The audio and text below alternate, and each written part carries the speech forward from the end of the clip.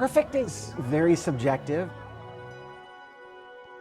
I try not to think too much about perfect. If I'm close, I'm okay with that. Because ultimately it's the image. If it's an image of someone really excited and throwing up their arm, that's going to be a really powerful picture. If it's a little bit off, or if it's not, it's still a powerful picture. And that's what I try to keep in mind. The perfect part of it is when you print it. You know, does it look good when you print it? Is it overall too muddy, or does it have good tonality? That's what I'm kind of looking for. So yes, it has. I used to be a lot more particular when you'd print in the darkroom and you'd print, you know, a picture 20 times.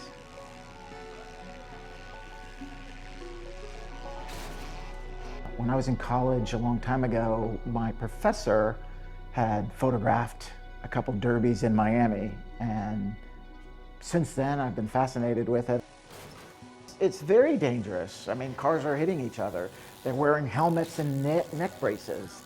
They have rules to protect them, but it is dangerous. It's just like chaos.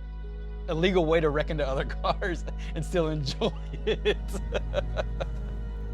The driver that I root for the most is probably Andy Anderson. He's a local firefighter, retired Navy.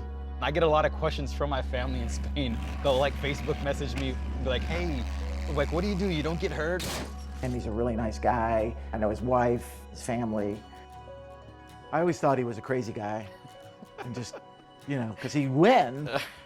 And he would be like so unassuming. My dad derbied when I was a little kid, and I've always wanted to do it. And then when I was in the military, I got stationed here. And one day I was sitting around, I was like, I want to build a derby car. And I built it, and it was like, from there on, I was good. A lot of people just go out there, like you said, they think it's just, oh, go, crash, you know, destroy your car. But it's not about that. It's where you put the car, how you put the car, when you make your hits, make all your hits count. Several favorite moments when I'm photographing Andy, my friend driver, and when he wins, that's always exciting. The more calm you are, the better driver you are. Even before a derby, before I'll run, like a lot of people around talking and everything else, Mike will tell you, I'll go sit in the car by myself and be like, hey, leave me alone, let me sit in the car by myself, my zone.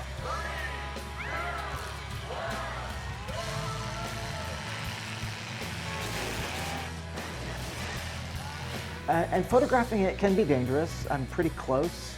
I don't use big, long telephoto lenses. When I'm photographing, you kind of want to be calm.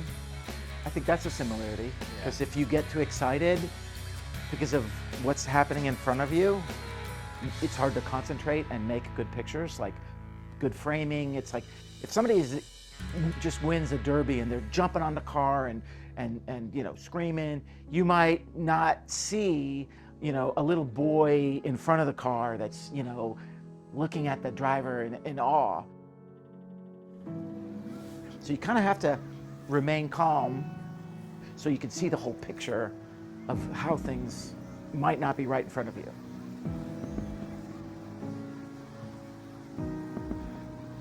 Biggest difference? I don't put myself in danger.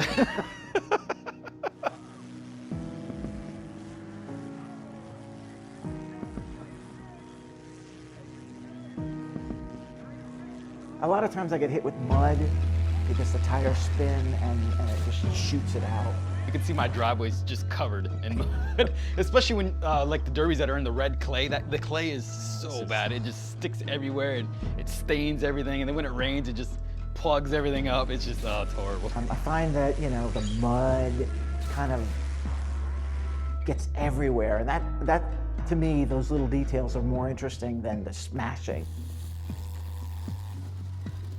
When you're in the car, it's complete chaos. You're just worried about other cars and doing other things. So when I see his pictures, I'm like, wow, I didn't know I did that, or I didn't know I had that angle on that person, or other things. So it's actually helped out a lot.